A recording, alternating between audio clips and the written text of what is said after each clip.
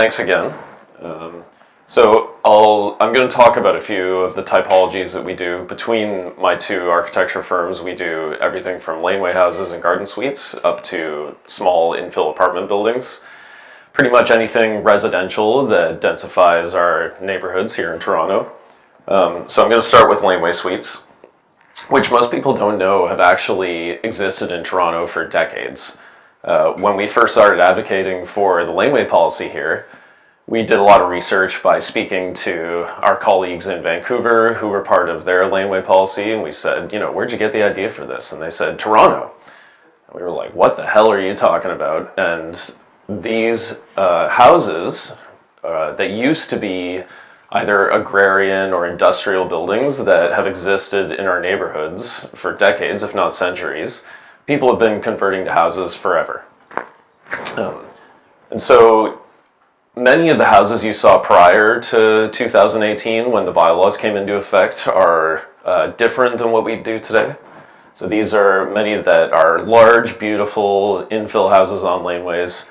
But that wasn't the typology that was going to work for a replicable model for the whole city, because these were quite big. They had a very convoluted process. They were expensive to get approved. So to do a house on a laneway prior to an as-of-right policy meant you had to get a big house for it to be worth your while. The policy today allows for something far more modest, 2 stories, and it's completely as-of-right, development charge-free. It's very user-friendly. So we find that homeowners can engage in it as well as real estate professionals, and it's got a really low barrier to entry, but a huge upside because you can simply build a second home on your property. So that started on laneways in 2018, and as of, I think this year, we can now do garden suites. I can't take any credit for garden suites, unfortunately. The planning department actually did that all on their own, which was great. And so now we can build a second house on any lot in Toronto, whether it's on a laneway or not. It's a lot smaller usually when you have to put it in just a backyard that doesn't have a laneway, but it's possible. So to sort of understand the why behind it, I always like to go into seeing why we need this typology of housing. When we look at the GTA and the Greater Golden Horseshoe, we have this wonderful thing that I swear on the slide is green, but it's mostly just other white here. The green belt surrounds our whole region, which means that we obviously can't expand. We have to densify, and our population is growing by about 100,000 people a year moving to this area. So our neighborhoods just have to become more useful. At the heart of the Greater Golden Horseshoe is obviously our city. And we have about 20,000 people a year moving to the city of Toronto. And when we look at the zoning map, most of it, which you can't see, is this very pale yellow color, which means it's designated a low-rise residential neighborhood that essentially can only have single-family homes. And when we look at the census tracts of where our population is growing in the city, it's all aligned perfectly with where we have high-rise and mid-rise zoning allowances. The rest of the city, all of these census tracts, have shrinking populations. 20,000 people a year moving to our city, yet the vast majority of our space has decreasing numbers of people living in it. Go figure that one out.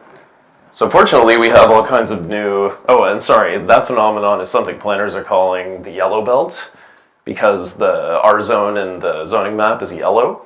So we have like the green belt forcing everyone in, and then the yellow belt kind of forcing everyone out. It's an interesting phenomenon.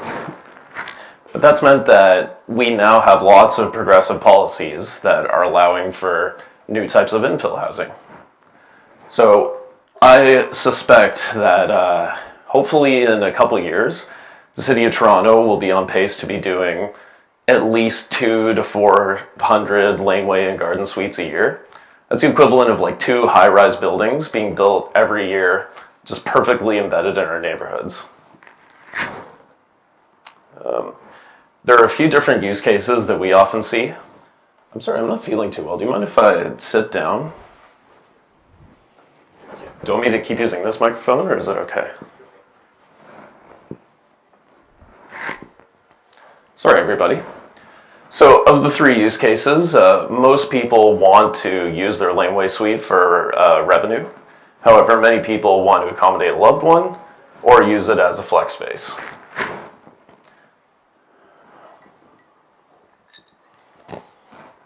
The typology of a garden suite, a Laneway suite, allows for 2 stories, like I mentioned. There are all kinds of zoning requirements. Same with a garden suite.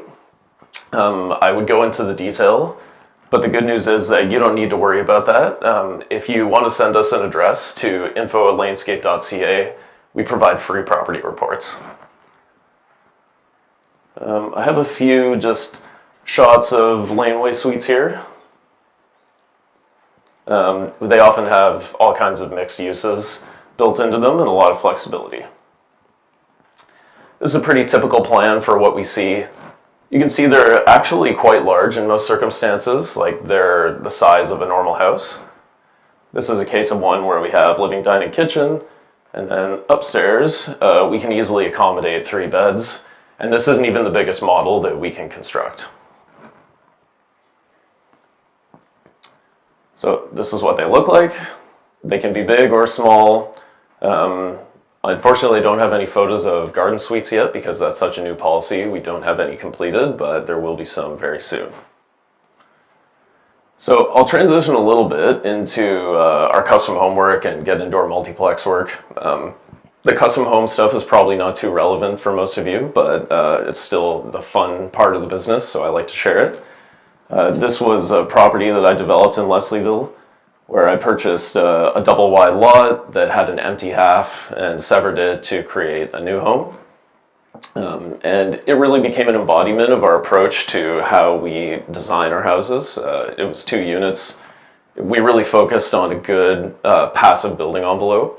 So it's extremely energy efficient. Like it's got about half the heating energy consumption of a typical home.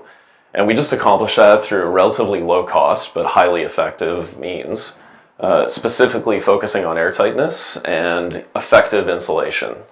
So, the pro forma had to make sense here. We couldn't be slapping solar panels and windmills on it to produce energy. We just wanted to reduce how much it consumed. And with a few $1,000s of tapes and sealants, we were able to dramatically reduce the energy consumption. But the way I look at that is, it's great to save the world, obviously, but it's also great to have a comfortable house and a durable house. And this is more about protecting the investment and creating a really comfortable indoor air environment. And I get amazing revenue for this house. I've since moved out of it and I'm renting it. And it's features like this that I think have helped with that. This is another house near Withrow Park that I completed for a friend of mine. It's an example of we often try to do pretty adventurous design work, but again, our clients need the pro forma to make sense. So when we do want to undertake something unique in terms of form, we use digital design methods to make sure that it's actually constructible. And we collaborate with the structural engineer and the builder to make sure that it's something that can be executed.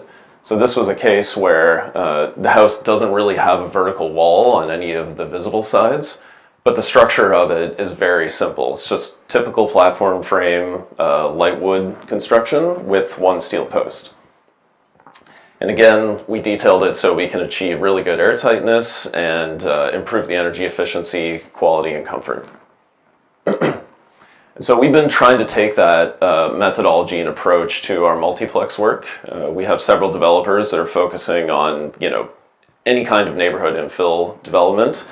Mostly, a lot of severances, like 4plexes with a Laneway suite behind them, sort of thing.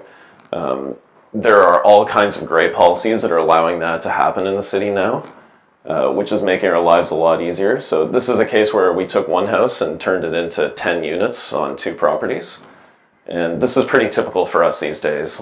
It's easy to get this approved now, and a lot of small developers are starting to hang their hats on it. How you design it is important.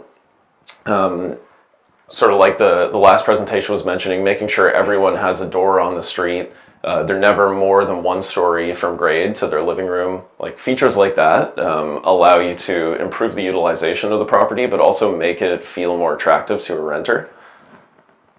And so this is a good example of how we use an outdoor vestibule to give access to all 4 units directly from the front of the street. And again, no one's ever more than 1 story from their living space to the sidewalk.